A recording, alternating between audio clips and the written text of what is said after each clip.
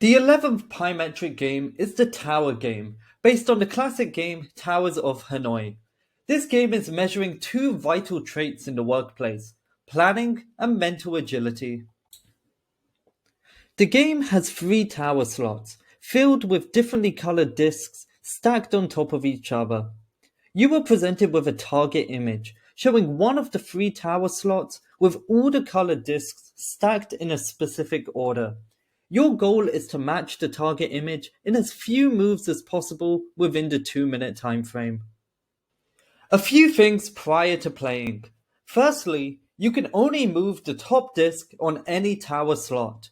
Secondly, a common mistake is that people put the discs in the right order on the wrong tower slot, so make sure you double check as it will ruin your score. And thirdly, this isn't a game of trial and error. Take the time to strategize before you move any discs. You do have the option to undo a mistake, but it counts as a move, lowering your overall score. As mentioned, this game is assessing planning and mental agility, both key aspects of problem solving. Planning is measured by the time till you start moving discs and the number of moves you make.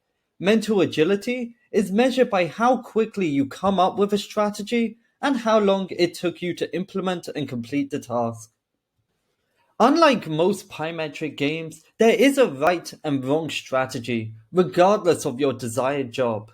In every job, strategic planning and mental agility are positive traits that you need to demonstrate here.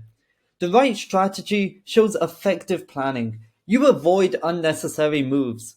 You take time before making the first move, and once you start, you follow through quickly. The wrong strategy is measured by taking too long before making the first move, making the first move straight away without planning, taking a long break in the middle of completing the task, and making unnecessary moves.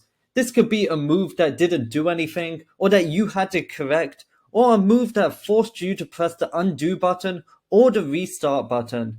And of course, if you put the discs in the right order on the wrong tower slot. If you received a low score in planning, look for ways to develop your strategic thinking, such as playing chess. If you scored low on mental agility, find exercises online to boost your cognitive abilities and quick decision making. Scores in the mid-range are average, meaning it may not take you out of the running, but it won't make you shine brightest. You may want to find more challenging games to practice on to increase your skill and confidence. People scoring highly tend to succeed at complex problem solving and tasks, and a similar mental agility score shows efficient adaptability. This may seem like a simple classic game, but the planning and mental agility skills being tested are key components in many, if not all, professional settings. So improving these traits can enhance your overall employment regardless of your desired job.